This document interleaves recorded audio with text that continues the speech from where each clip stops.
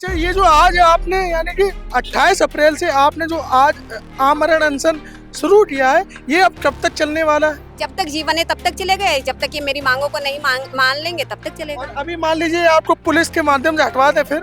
तो फिर मैं जेल में आमरण अनशन करूंगी। अनशन पर यहीं पर अनिश्चितकालीन बैठूंगी जब तक मेरी समस्याओं का समाधान नहीं होगा। कितनी देर से आप यहाँ पर बैठी हैं सड़क में? एक बार कैमरामैन आप दिखाइए, सड़क दिखाइए आप। ये सड़क है और आप देखिए एकदम धूप इतनी तेज है कि 10 मिनट भी खड़ा नहीं हुआ जा रहा है। मैम, आप कितनी देर से यहाँ पर बैठी हैं आप?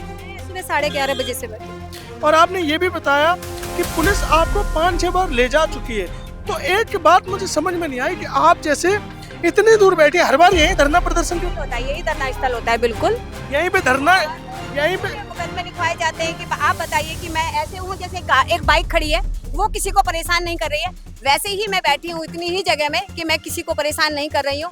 लेकिन उसके बाद भी ये लोग मुझे झूठे मुकदमे लिखते हैं, गाड़ी में डालते हैं, ले जाते हैं। अंदर ही अंदर लोगों का विश्वास टूटा सरकार से कि सब सरकार एक जैसी होती है, वो काम नहीं करती हैं। जब सरकार काम कर रही है तो वो जमीन पे आना चाहिए। यहाँ आमरण अनशन का मतलब ये है कि सरकार चेताए, जागे कि अगर एक महिला अपना पूरा जीवन समाज को समर्पित कर चुकी है और अब अपने वो कह सकते हैं ग्रस्त जीवन छोड़ करके और यहाँ मरने के लिए बैठी है कि ना पानी पीऊंगी ना खाना खाऊंगी, आपको जनता की जो आवाज है वो सुननी चाहिए। अगर माननीय मुख्यमंत्री जी को अगर अभी भी नहीं सुनाई देता है तो ये तो कहीं ना कहीं फिर सरकार की नाकामी हो जाती है। जमीन पे अगर आप जाकर के देखोगे, हर गाँव में जल भराव, गंदगी का अंबार, जैसे कासना में थाना है उसको पुलिस ने कब्जा कर रखा है। जब करोड़ों रुपए लगा करके आपने जनता के लिए अथॉरिटी ने बारात घर बनाया तो बारात घर उनको उसकी सुविधा मिलनी चाहिए। मतलब आप जो है ग्रेटर नोएडा में जो समस्याएं हो रही हैं, लोगों को उनकी आवाज उठाने के लिए आप यहाँ पर धरना दे रही हैं। हाँ, सुबह से आपने पानी नहीं पिया, सुबह से आपने खाना नहीं खाया और आप इस 40-45 डिग्री टेम्परेचर में, इस धूप में लोगों की जन समस्याओं को बताने के लिए यहाँ बैठी हैं। और आप ये भी कह रही हैं कि हम पूरी रात जो है बैठे रहेंगे, कल भी बैठे रहेंगे, परसों भी बैठेंगे। हाँ, अभी पिछली बार जब मैं बैठी थी तो 7 तारीख में आप देखिएगी, 7 अप्रैल में कितना आंधी तूफान बारिश आया था। हमारे 2-2 बिस्तर गीले हो गए थे, कपड़े गीले हो गए थे, लेकिन हम यहाँ और यहाँ 2 जगह बैठे रहे थे रात भर। सुबह हमारी जैसी आंख लगी इतने में हमारी पुलिस 10 से 12 लोग आए, गाड़ी में उठा के डाला और जेल में ले गए। मैं माननीय मुख्यमंत्री जी से यही पूछना चाहती हूँ कि आप अपने भाषण में ये बोलते हैं कि अगर किसी अधिकारी ने गलत रिपोर्ट लगाई उसके खिलाफ कार्रवाई होगी। मैं आपको 10 रिपोर्ट देती हूँ, आप करिए उनके खिलाफ कार्रवाई, ग्रेटर नोएडा अथॉरिटी की, और जो सारे सबूत देती हूँ कि ये मुकदमा झूठा है और इसमें इन्होंने ये झूठी FIR वो रिपोर्ट दी है आपको। रही कि इनके खिलाफ, मैं इनके खिलाफ नहीं कर रही हूँ, मैं इनको सिर्फ ये बताने की कोशिश कर रही हूँ कि आपने जो शपथ ली थी, आप अगर इस वर्दी में है तो न्याय के लिए है, सुरक्षा के लिए है। आप एक महिला, आप यहाँ पर धूप में यहाँ पर धरना प्रदर्शन करें, आपका कोई व्यक्तिगत इसमें फायदा है? आपको बता दूं कि जैसे पहले भी किसी ने मुझसे पूछा था कि आपके साथ लोग नहीं है, मैं कानून व्यवस्था को और सफाई व्यवस्था को सही करने के लिए काम कर रही हूँ। और जब मैं उनको सही करने के लिए काम कर रही हूँ तो अगर मैं यहाँ जनता को बुलाती हूँ तो कानून व्यवस्था खराब होती है। अगर मैं सफाई कर्मचारियों को अपने साथ में यहाँ खड़े कर बैठाती हूँ तो सफाई व्यवस्था खराब होती है। मुझे दोनों व्यवस्थाओं को सही रखने के लिए मैंने उनको बोला है कि आप मुझे समस्या दीजिए, मैं आपको समाधान दूंगी। नमस्कार, आप देख रहे हैं नेशनल ब्रॉडकास्ट। आप मेरे पीछे ये जो बिल्डिंग देख रहे हैं, ये है ग्रेटर नोएडा की अथॉरिटी और यहाँ से ही ग्रेटर नोएडा का ज़्यादातर प्रशासन जो है मैनेज किया जाता है। और ग्रेटर नोएडा में जो भी कार्य होने होते हैं, विकास कार्य हो या कोई भी कई परियोजनाएं लागू कराने हो, तो ग्रेटर नोएडा अथॉरिटी से ही ग्रेटर नोएडा और नोएडा के विकास कार्य किए जाते हैं। इस समय जहाँ हम खड़े हैं, यहाँ पर इतना टेम्परेचर है गर्मी की वजह से कि 10 मिनट भी खड़ा होना मुश्किल हो रहा है। अब दूसरी तरफ मैं आपको एक चेहरा दिखाना चाहूँगा। आप देखिए, दूसरी तरफ ये एक महिला है जो आमरण धरना प्रदर्शन कर रही है और वो भी इस तिलतिलाती धूप में। किस वजह से कर रही है आमरण अनशन, इनसे हम जानने की कोशिश करेंगे। लेकिन सबसे पहले आपको हम दिखाना चाहेंगे अथॉरिटी। ये अथॉरिटी है ग्रेटर नोएडा औद्योगिक विकास प्राधिकरण, यहाँ पर ये धरना दे रही है।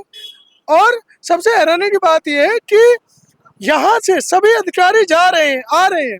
आइए इनसे हम बात करते हो, जानने की कोशिश करते हैं कि ये जो है सड़क के किनारे अकेले धरना क्यों दे रहे हैं, इनकी क्या मांगे हैं और आखिर ऐसी क्या स्थिति आने पड़ी कि इन्हें धरना देने की नौबत आ रही है।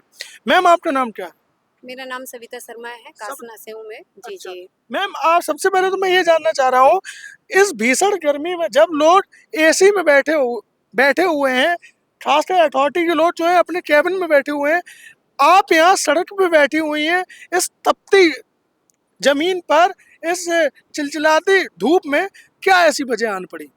मैं पिछले 8-9 महीने से जो सामाजिक मुद्दे हैं, जनहित के मुद्दे हैं, उन अधिकारियों को अवगत करा रही हूँ। सेक्टर में बुलाया, गाँव में बुलाया, लेकिन इनके जो मुद्दे हैं सफाई के और सफाई कर्मचारियों को, वो सिर्फ फाइलों में है। पहले मैंने इन लोगों को अवगत कराया, लेकिन जब ये नहीं माने तो मुझे आमरण अनशन शांतिपूर्वक बैठ कर के करना पड़ा। ये मैं अभी पिछले 26 मार्च से बैठी हूँ। इन्होंने मेरे को जेल भेज दिया, फिर मैं वापस आई, खुद को तैयार किया, फिर से 8 तारीख 6 को फिर बैठी, 6 अप्रैल को, फिर इन्होंने 8 अप्रैल को जेल भेज दिया, 14 अप्रैल को फिर मैं जेल से आई, उसके बाद फिर खुद को तैयार किया। आज जब इन्होंने इतना लंबे समय दिया, कल वर्किंग डे था मंडे, मैंने इनको इसीलिए ये समय दिया कि हो सकता है कि आप लोग प्लानिंग करोगे, मीटिंग्स करोगे, समस्याएं हैं, मांगे हैं, और मैं पिछले समय से यहाँ आमरण अनशन पर बैठी हूँ, तो एक वर्किंग डे भी इनको दे करके दिया जाए कि हाँ, जो ये मेरी मांगे हैं, ये इनसे संतुष्ट है, इन पे ये वर्क करेंगे। लेकिन जब इनकी तरफ से कोई भी मुझे नहीं मिला, तो मुझे मजबूरी में यहाँ धूप पे, या क्योंकि मैं यहाँ से तो कहीं जा नहीं सकती और मैं यहाँ घर भी नहीं बना सकती हूँ कि मैं छाए में रह लूँ। अब कुदरत ने, अब धूप छाए बारिश जो भी होगी, तो मुझे तो यहाँ रहना ही है। अच्छा, आप तो कितने मैं आमरण अनशन पर यहीं पर अनिश्चितकालीन बैठूंगी जब तक मेरी समस्याओं का समाधान नहीं होगा। कितनी देर से आप यहाँ पर बैठी हैं सड़क में? एक बार कैमरा मैन आप दिखाइए, सड़क दिखाइए आप। ये सड़क है और आप देखिए एकदम धूप इतनी तेज है कि 10 मिनट भी खड़ा नहीं हुआ जा रहा है। मैम, आप कितनी देर से यहाँ पर बैठी हैं आप? मैं सुबह 11:30 बजे से बैठी हूँ। सुबह 11:30 बजे से आप यहीं बैठी? थोड़ी छाँव थी इसकी, अच्छा। मेट्रो की, और जैसे शाम हो रही है या दोपहर हुआ, तो ये सारी धूप इस तरफ में आ रही है। अच्छा, अभी अधिकारियों से आपकी कोई वार्ता हुई, कोई मीटिंग हुई, उन्होंने आपकी कोई बातें सुनी? अभी वार्ता हुई, लेकिन वार्ता में वही जैसे मैंने कहा कि गार्बेज की जो गाड़ी है, प्रत्येक गाड़ी पे 2 सफाई कर्मचारी होने चाहिए, और वो भी इसलिए होने चाहिए क्योंकि तुम्हारे ही अधिकारी सेक्टर में जाकर के कह के आए हैं। अभी मीटिंग हुई है तो उसमें कहा ये है किस कि सेक्टर में? अल्फा 2, अल्फा 2 में? गार्बेज की जो गाड़ी है वो तो जहाँ भी चल रही है ग्रेटर नोएडा के अंदर, उन पे 1-1 कर्मचारी, उन पे 2 कर्मचारी होने चाहिए। तो अच्छा। अभी मेरी जब मीटिंग हुई है तो उनका कहना है कि हमने जो ठेका दिया है उसको ये कहा है कि तू हवाई जहाज से कूड़ा उठा, ट्रक से उठा, मतलब उनका या कहना हाँ, है कि कि ठेका वो दे दिया, वो जाने उनका वो काम काम जाने। जाने। जबकि मेरा अभी मीटिंग में भी यही कहना था कि आप ये बताइए कि उस आदमी को जो कूड़ा उठा रहा है उसको सफाई कर्मचारी मानते हैं, नहीं मानते हैं? अगर आप उसको सफाई कर्मचारी मानते हैं तो आपको अपने जियो के हिसाब से, जो ग्रेटर नोएडा प्राधिकरण का जियो है, उसके हिसाब से सैलरी देनी पड़ेगी। और अगर आप उसको नहीं मानते हैं, आप उसको श्रमिक मानते हैं, तो बाकी कंपनियों में श्रमिक को मिल रहा है तो आप उसको श्रमिक दे सकते हैं। तो लेकिन अगर सफाई कर्मचारी है तो आपको उसको 21,000 जो सैलरी है वो देनी पड़ेगी। आपकी मांगे ये है कि एक तो आप ये चाहते हैं कि आपके जो ग्रेटर नोएडा का जो सेक्टर है उसमें जो सफाई कर्मचारी है वो 2 दिए जाएं, और दूसरा आप ये भी चाहते हैं जो 2 सफाई कर्मी दिए जाएं उनकी सैलरी भी कम है, उसको सैलरी ज्यादा 21,000 के आसपास जो है दी जाए। अच्छा, और क्या मैं आपकी मांगे पढ़ सकता हूँ? 1 मिनट। आपकी जो मांगे हैं, देखिए मैं आपको बताना चाह रहा हूँ। पहली मांग है, प्रत्येक गार्बेज गाड़ी पर कम से कम 2 सफाई कर्मचारी नियुक्त किए जाएं। दूसरी मांग है, गार्बेज गाड़ी पर सफाई कर्मचारियों का वेतन अभी 14,000 है, 1 अप्रैल 2026 से गार्बेज सफाई कर्मचारियों का वेतन 21,634 रुपये मिलना चाहिए। तीसरी मांग है, अल्फा 2 में झाड़ू लगाकर कूड़ा उठाने वाले सफाई कर्मचारियों की संख्या बढ़ाई जाए। चौथी मांग है, ग्रेटर नोएडा प्राधिकरण में आने वाले प्रत्येक गांव में जल भराव की समस्या को खत्म किया जाए। पांचवी मांग है, अल्फा 2 के पार्कों का नवीनीकरण किया जाए। छठवीं मांग है, अल्फा 2 में प्रत्येक घर की पानी की पाइपलाइन तुरंत बदली जाए, पानी की कुछ समस्या है। सातवीं इनकी जो मांग है वह है, अल्फा 2 में नई ड्रेनेज व्यवस्था यानी ड्रेन का निर्माण कराया जाए। आठवीं इनकी मांग है, अल्फा 2 में सभी सीवर मैन होल का तुरंत मरम्मत कार्य कराया जाए। 10वीं इनकी मांग है, ग्रेटर नोएडा के सभी बड़े नालों को, ड्रेनों को 2 माह में ढांका जाए। और 11वीं इनकी मांग है, गांव कासना के बारात घर पर जो कासना पुलिस का कब्जा है उसको खाली कराया जाए। ज़्यादातर माने लोगों की सुविधाओं से रिलेटेड है, ज़्यादातर माने सफाई से रिलेटेड है, ज़्यादातर माने इनकी जन सुविधाओं को लेकर है। तो इसमें दिक्कत क्या है? ये प्रशासन जो आज एसी में बैठा है, आप देखिए कांच लगा हुआ है, कांच में इनका ऑफिस बना हुआ है, और एक महिला केवल ये मांग है जो कि प्रशासन को करना उनका फर्ज है, प्रशासन इसीलिए बनाया गया है। प्रशासन स्वयं कोई काम नहीं कर रहा है, वहीं दूसरी ओर एक महिला जो 11 मानवों के साथ जो है यहाँ पर अनशन कर रही है, इनका कोई पर्सनल लेना देना नहीं है, ये बस एक समाज के कार्य के लिए मेहनत कर रही हैं। मैम, आप सुबह से यहाँ पर बैठी हुई हैं, पहले मैं आपको दिखाना चाहूँगा, देखिए इनके पास ये मच्छरदानी। अच्छा, रात में भी आप रहेंगे यहाँ पर? 24 घंटे इधर 24 घंटे रहेंगे। अच्छा, जैसा कि आपने बताया कि आप इन बेसिक ज़रूरतों के लिए आवाज़ उठाते हैं, और आपने ये भी बताया कि पुलिस आपको 5-6 बार ले जा चुकी है। तो एक बात मुझे समझ में नहीं आई कि आप जैसे इतनी दूर बैठे हर बार यहीं धरना प्रदर्शन यही होता है, यही धरना स्थल होता है, बिल्कुल यहीं पे धरना, यहीं पे मुकदमे लिखवाए जाते हैं कि आप बताइए कि मैं ऐसे हूँ जैसे एक बाइक खड़ी है, वो किसी को परेशान नहीं कर रही है, वैसे ही मैं बैठी हूँ इतनी ही जगह में कि मैं किसी को परेशान नहीं कर रही हूँ, लेकिन उसके बाद भी ये लोग मुझे झूठे मुकदमे लिखते हैं, गाड़ी में डालते हैं, ले जाते हैं। और तो और मुझे अभी ये नया फ़ोन खरीदना पड़ा, ये मेरा पुराना फ़ोन था, क्योंकि आप लोगों तक जनता तक मुझे अपनी आवाज़ पहुँचानी है कि समाज में हम एक बेहतर समाज कैसे बना सकते हैं। जो मेरा सामान ये यहाँ सर जब इन्होंने मुझे उठाया था अभी, जो लास्ट टाइम आपने धरना प्रदर्शन किया था, हाँ, उसमें मेरे 2 बिस्तर है, मच्छरदानी है, फोन है, चश्मा है, स्कूटी है, सारी मूलभूत जो जरूरतें हैं, मतलब कहते हैं कि एक महिला के हाथ पैर टांग सब काट दिए जाएं। काटने के बाद भी ये काट दिए थे कि मैं यहाँ नहीं आऊंगी, मेरे पास फोन नहीं रहेगा तो मैं लोगों से कनेक्ट नहीं रहूंगी। मैंने दूसरा फोन लिया और मैं यहाँ पर अभी दोबारा से आमरण अनशन पे बैठी हूँ, क्योंकि मेरा जो पहला सामान है वो भी अभी तक पुलिस ने मुझे नहीं दिया है। अच्छा, आप देखिए सबसे बड़ी बात देखिए प्रियांशु, आप यहाँ पर देखिए कि यहाँ पर जो है रोड पड़ी हुई है, और कोई व्यक्ति बेसिक जन सुविधाओं के लिए आमरण धरना प्रदर्शन कर रहा है।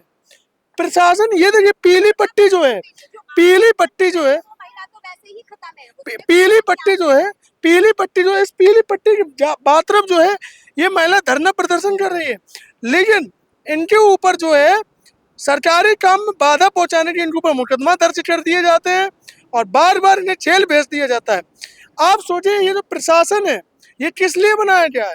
ताकि जनताओं को बेहतर सुविधा मिल सके, लेकिन आज ये प्रशासन अपनी नाकामी छुपाने के लिए इन जैसी महिलाओं के ऊपर जिनका कोई फायदा नहीं है। अच्छा मैम, मैं आपसे कुछ क्वेश्चन करना चाहूँगा, आप जो ये जो आवाज़ उठा रहे हैं इसमें क्या आपका कोई व्यक्तिगत फायदा है? मुझे कुदरत ने इस काम को करने के लिए भेजा। नहीं, आपको बन के बदना चाहिए। देखिए, आप भी एक महिला, और भी महिलाएं हैं इस जिले में, सभी अपने घर में एसी में बैठे होंगे, आराम कर रहे होंगे, टीवी देख रहे होंगे, हस्बैंड या परिवार के साथ रह रही होंगी, लेकिन आप एक महिला, आप यहाँ पर धूप में यहाँ पर धरना प्रदर्शन करें, आपका कोई व्यक्तिगत इसमें फायदा है? आपको बता दूं कि जैसे पहले भी किसी ने मुझसे पूछा था कि आपके साथ लोग नहीं है, मैं कानून व्यवस्था को और सफाई व्यवस्था को सही करने के लिए काम कर रही हूँ। और जब मैं उनको सही करने के लिए काम कर रही हूँ, तो अगर मैं यहाँ जनता को बुलाती हूँ तो कानून व्यवस्था खराब होती है। अगर मैं सफाई कर्मचारियों को अपने साथ में यहाँ खड़े कर बैठाती हूँ तो सफाई व्यवस्था खराब होती है। मुझे दोनों व्यवस्थाओं को सही रखने के लिए मैंने उनको बोला है कि आप मुझे समस्या दीजिए, मैं आपको समाधान दूंगी। तो मैं उस जनहित के कार्यों के लिए, जिसका देखिए अगर देखा जाए तो जो मानव जन्म है वो बनाया ही इसलिए है कि हम इस सृष्टि की रक्षा सुरक्षा करें।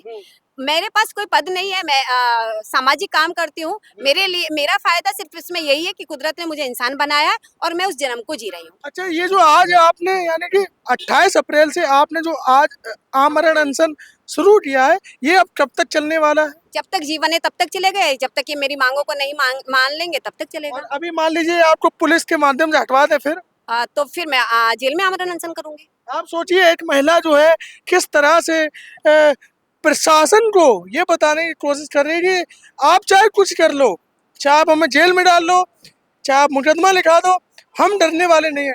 आप देखिए, मुझे पसीना आ रहा है यहाँ पर, ये देखिए इतना पसीना आ रहा है कि मैं आपको बताऊं कि मुझे शूट करने में इतनी दिक्कत हो रही है। भाई, ये महिला जो है सुबह से 11 बजे से यहाँ पर आमरण अनशन कर रही है। आप सोचिए क्या बेनिफिट है इसका? क्या क्या इनको पैसे मिल रहे हैं? नहीं मिल रहे हैं। क्या इनको कोई नौकरी मिल रही? नहीं मिल रही। इनकी बेसिक समस्याएं 11 समस्याएं इन्होंने बताई, जैसे कि नाले के ढक्कन खुले हुए हैं, नाले में पानी बह रहा है, या जैसे कि इन्होंने बताया कि पार्क का नवीनीकरण होना चाहिए।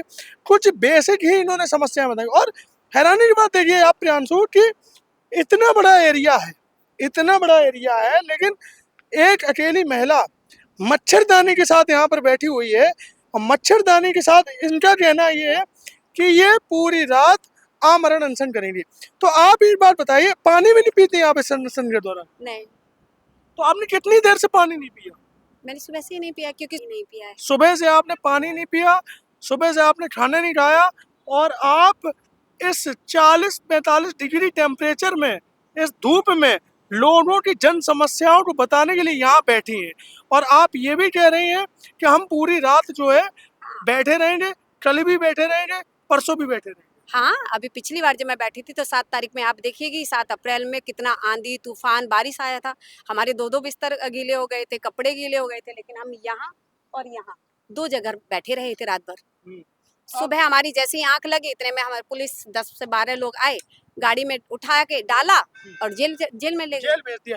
केवल इस वजह से जेल भेज दिया कि आप जो है धरना प्रदर्शन कर रहे हैं। ये धरना प्रदर्शन तो हो ही नहीं सकता। एक महिला आमरण अनशन पे है, यानी कि आमरण अनशन पे प्रदर्शन तो वो होता है। जी जी। प्रदर्शन वो होता है कि जहाँ हजारों की संख्या नारेबाजी में हो 100, रही 200, है। 500 लोग जी हों, जी जी। लेकिन एक महिला क्या धरना प्रदर्शन करेगी? वो तो शांतिपूर्वक बैठ करके आपको बता रही है कि ये जो मूलभूत सुविधाएं हैं, सरकार ने आपको इन्हीं को पूरा करने के लिए बैठाया है। तो फिर आप लाखों की सैलरी लेकर के अंदर क्या कर रहे हैं? अगर जनता परेशान है, आप बताइए कि जनता भी परेशान है, सफाई कर्मचारी भी परेशान है। उनको मूलभूत जो वेतन है जो सरकार ने निर्धारित किया है, आप ही के जियो ने निर्धारित किया है, उन सफाई कर्मचारियों को वो वेतन क्यों नहीं दिया जा रहा है? अच्छा, ये ऐसा क्यों कर रहे हैं? इसके पीछे की क्या वजह हो सकती है? भ्रष्टाचार। भ्रष्टाचार। अच्छा। पहले भी हम लोगों ने बड़े-बड़े आंदोलन किए। मैंने 2016 में आंदोलन किया जब 6,750 सैलरी थी सफाई कर्मचारियों की। 23 दिन वो आंदोलन चला था, शांतिपूर्वक धरना प्रदर्शन किया था, डीएम कार्यालय तक पैदल मार्च किया था। उसमें हमने 23 दिन बाद कामयाबी मिली हमको, और वही सैलरी उनके लगभग 12,000 रुपए हो गई थी, यानी कि एकदम डबल सैलरी हो गई थी। और 25 लाख के आसपास जो सफाई कर्मचारियों का वो हर महीने वेतन बढ़ गया था। अच्छा मैम, मैं ये पूछना चाह रहा हूँ, जैसे आप सफाई कर्मचारियों के लिए लड़ाई कर रही हैं और आप सेक्टर वासियों के लिए लड़ाई कर रही हैं, तो आप कभी लोगों से ये नहीं बोलते कि चलो मैं वो आमरण अनशन करने जा रही हूँ, आप मेरे साथ वो आओ? बेचारे क्या करेंगे मेरे साथ आकर के? एक बात भी तो सोचिए ना कि मैं यहाँ आमरण अनशन पे हूँ, मुझे नीड तो है ही नहीं। मैं अगर यहाँ आई हूँ तो अपना जीवन समाप्त करके आई हूँ। जो मेरा सांसारिक जीवन है उसको समाप्त करके ही मैं आमरण अनशन पर बैठी हूँ। जब मैं यहाँ बैठी हूँ तो मैं उन लोगों को क्यों परेशान करूँ? उनके यहाँ आने से आप बताइए कि क्या होगा? होना वही है कि देखिए सरकार ने जो हमको दिया है वो तो इनको देना पड़ेगा। प्यार से दो तो प्यार से, नहीं तो हक तो छीना जाता है। ठीक है। और अगर मैं भी स्वतंत्र हूँ, क्योंकि आमरण अनशन अपनी आवाज उठाना हमारा जन्मसिद्ध अधिकार है। ठीक है। उसके बाद अगर हमारा ये अधिकार आपको गलत लग रहा है कि हम गलत मांग कर रहे हैं, अब भी क्या कहते हैं, आप अपनी कार्रवाई कीजिए, हम अपनी कार्रवाई कर रहे हैं। ठीक है। ना हमें किसी को हराना है, ना हमें किसी को जिताना है। हमें सिर्फ जो जनहित के मुद्दे हैं वो जमीन पे लाने हैं, क्योंकि सरकार ने इस व्यवस्था को बना रखा है, और इस व्यवस्था को बनाने के लिए ही आपको लाखों की सैलरी दे करके इस मल्टीनेशनल जो कंपनी है ना, आप दिखाइएगा। आज यूपी में बात होती है महिला सशक्तिकरण की। आज योगी आदित्यनाथ कहते हैं कि महिलाओं को सशक्त बनाना उनकी पहली प्राथमिकता है। पीएम मोदी भी ये कहते हैं, और आप एक महिला हैं और आज आप अकेले यहाँ पर धरना प्रदर्शन, आप यहाँ धरना या आमरण अनशन करने पर मजबूर है, और ऐसे में आपके ऊपर पुलिस के द्वारा कार्रवाई की जाती है। कई बार आपको फर्जी मुकदमे लगाकर आपको जेल भेज दिया जाता है। क्या कहना चाहेंगे आप ऐसी सरकार को? नहीं, सरकार को क्या कहना चाहेंगे? सरकार तक मेरी आवाज क्यों नहीं जा रही है? मुझे ये समझ नहीं आ रहा है कि मैं पिछले 20 सालों से सामाजिक मुद्दे उठा रही हूँ। क्या सरकार के कानों में आज तक मेरी बात नहीं गई? मैंने जब भी इन्होंने मुकदमे लिखे तब भी मैंने 1076 पे मुख्यमंत्री हेल्पलाइन नंबर पे और सबको कॉल करा, और इन्होंने फिर भी झूठी रिपोर्टें लगाई, जबकि माननीय जो मुख्यमंत्री आप कंप्लेन करते हैं उसमें भी झूठी रिपोर्ट लग जाती है। मैं माननीय मुख्यमंत्री जी से यही पूछना चाहती हूँ कि आप अपने भाषण में ये बोलते हैं कि अगर किसी अधिकारी ने गलत रिपोर्ट लगाई उसके खिलाफ कार्रवाई होगी। मैं आपको 10 रिपोर्ट देती हूँ, आप करिए उनके खिलाफ कार्रवाई। ग्रेटर नोएडा अथॉरिटी की, और जो सारे सबूत देती हूँ कि ये मुकदमा झूठा है और इसमें इन्होंने ये झूठी एफआईआर वो रिपोर्ट दी है आपको, ठीक है। क्योंकि हमारे पास पता कैसे हमको चल जाता है कि जब हम उस पे 1076 पे कॉल करते हैं तो हम इनको पुलिस को रिटर्न में मुख्यमंत्री को देना होता है, तो वो हमारे पास आ जाता है। उसमें एक एक लाइन अगर आप मतलब जो आप कंप्लेन करते हैं उसको जो है ग्रेटर नोएडा के अधिकारी और ग्रेटर नोएडा के जो प्रशासन है और जो यहाँ की पुलिस है को झूठी रिपोर्ट देते हैं, मुख्यमंत्री को झूठी रिपोर्ट लगा के उस कंप्लेन को क्लोज कर देते हैं। क्लोज कर देते हैं। अच्छा, और जो कि बहुत शर्मनाक तो है। अभी जो आप अपनी जो कानून व्यवस्था है उसको बहुत बुरी तरीके से खराब कर रहे हैं, चरमरा रहे हैं लोग। अच्छा, ये साए में जी रहे हैं। ये बात बताइए, जैसे ये जो प्रशासन जो है तानाशाही कर रहा है, लापरवाही कर रहा है अपने काम में, आपको यहाँ पर आमरण अनशन करना पड़ रहा है, इससे तो सरकार को बहुत नुकसान हो रहा है। यहाँ की जो जनता है वो वोट नहीं देगी सरकार को आने वाले चुनाव। सिर्फ अनशन से ही नहीं भैया, क्योंकि मुझे अनशन इसलिए करना पड़ा कि लोगों का विश्वास सरकार से टूटने लगा। अच्छा, अंदर ही अंदर लोगों का विश्वास टूटा सरकार से कि सब सरकार एक जैसी होती है, वो काम नहीं करती हैं।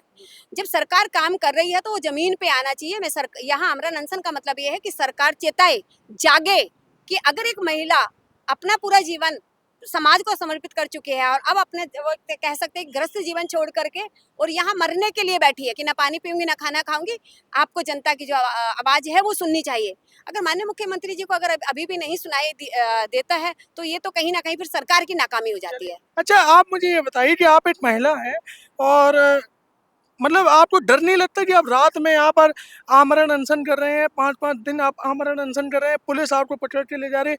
देखिए, जैसे हम पुरुष हैं, हमें अगर पुलिस की गाड़ी भी आ जाती है तो ये लगता है कि पता नहीं क्या हो जाएगा, और आप यहाँ प्रशासन से लड़ाई लड़ रही हैं, तो आपको डर नहीं लगता कि यार कहीं ऐसा ना हो कि हमारे साथ कुछ गलत हो जाए, कुछ ऐसा आपराधिक काम हो जाए हमारे साथ, या बदतमीजी हो जाए रात के समय, और पुलिस जो झूठे मुकदमे लिखती है आपको किसी मामले में ना फंसाते, आपको डर नहीं लगता? हाँ देखिए, पहले बात तो मैं आपको डर बता दूं कि डर तो होता ही नहीं है। अच्छा, जीवन में डर होता ही नहीं, क्योंकि डर लगता है मौत से, ठीक है, और मौत को आना है वो निश्चित है।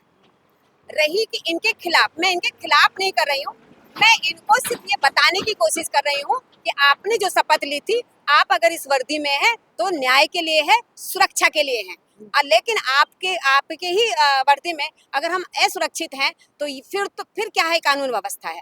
हम कानून व्यवस्था के खिलाफ नहीं है, उसको सही करने के लिए ही हम लोगों को आमरण अनशन करना पड़ रहा है। अब देखिए, मेरे योगी आदित्यनाथ से 3-4 सवाल हैं। मैम की भी मैंने बात सुनी और समस्या भी जानी जो इन्होंने अपने पत्र में लिख रखी है। अगर एक महिला आमरण अनशन करने पर मजबूर है तो इनकी मांगे क्यों नहीं सुनी जा रही? ये जो एसी में अधिकारी बैठे हैं, इनको क्या दिक्कत आ रही है? इन्हें बस ये साइन ही तो करना है, ये किसे बचाने की कोशिश कर रहे हैं? क्या राष्ट्र तंत्र अंदर जो बैठा है और ठेकेदारों का जो गठजोड़ है उसको बचाने की कोशिश कर रहे हैं। अभी मेरी आधे घंटे मीटिंग हुई है, उस मीटिंग में सिर्फ यही कहा गया है कि जो गार्बेज की गाड़ी है उसमें हम क्या कहते हैं 14,000 ही देंगे। तो अब मेरा सिर्फ एक ही पॉइंट था कि क्या वो श्रमिक है या सफाई कर्मचारी। अगर सफाई कर्मचारी है तो जियो के हिसाब से उनको सैलरी दो, और श्रमिक है तो उनको श्रमिक की श्रेणी में लाओ, हमको लिखित में दो कि वो श्रमिक है, सफाई कर्मचारी। आज मेरे सरकार से 3-4 सवाल है। पहला कि आज एक महिला आमरण अनशन करने पर मजबूर है, वो भी इस भीषण गर्मी में, वो भी सड़क पर, और जो एसी में अंदर अधिकारी बैठे हुए हैं उनसे मैं ये पूछना चाहता हूँ कि आपको बस साइन और अप्रूवल ही तो देना है।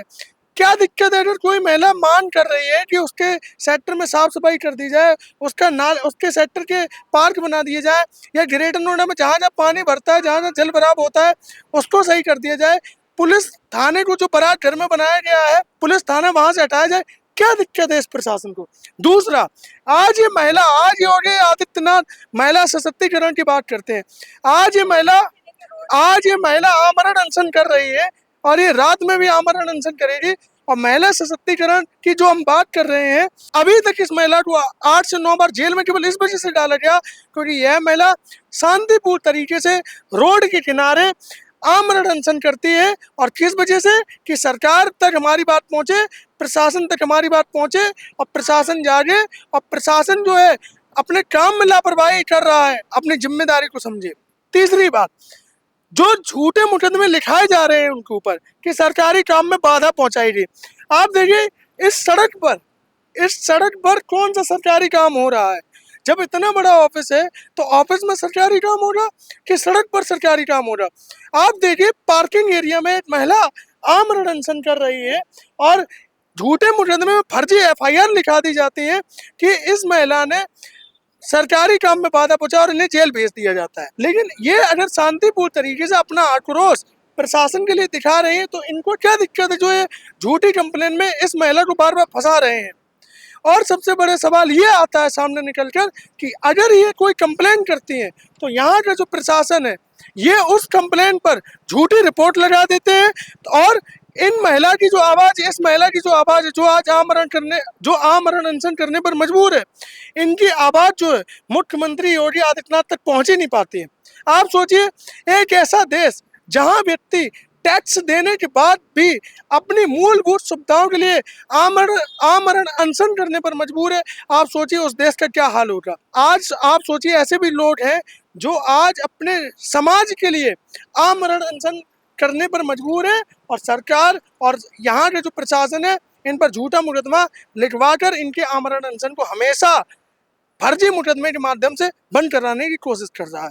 आप देखिए, आप एक बार फिर से मैं दिखाना चाहूँगा, अभी पूरी रात जो है यहाँ पर इनका आमरण अनशन चलेगा। सुबह 11 बजे से अभी शाम के 6:30 बज रहे हैं, इन्होंने अभी तक पानी नहीं पिया है और ये लगातार ऐसे आमरण अनशन करते रहेंगे और इनकी बस यही मांगे हैं कि ग्रेटर नोएडा अथॉरिटी के प्रशासन इनकी मांगों को सुने। इनकी 11 मांगे हैं, ज़्यादातर मांगों में सफाई, नाले की सफाई, पार्क का नवीनीकरण, इस प्रकार की मूलभूत सुविधाओं की मांग इनके द्वारा की जा रही है। अब देखना होगा कि यहाँ के प्रशासन क्या कार्रवाई करता है और ऐसी महिलाओं को भी हम प्रणाम करते हैं जो इस प्रकार के आमरण अनशन करके लोगों को जिन्हें मूलभूत सुविधाएं नहीं मिल रही उनकी सुविधाओं के लिए लड़ाई करती हैं और इस प्रकार से आप देखिए यहाँ बैठी हुई हैं और धरना प्रदर्शन कर रही हैं। आप देख रहे थे नेशनल ब्रॉडकास्ट। वीडियो को देखने के लिए बहुत बहुत धन्यवाद, बहुत बहुत आभार।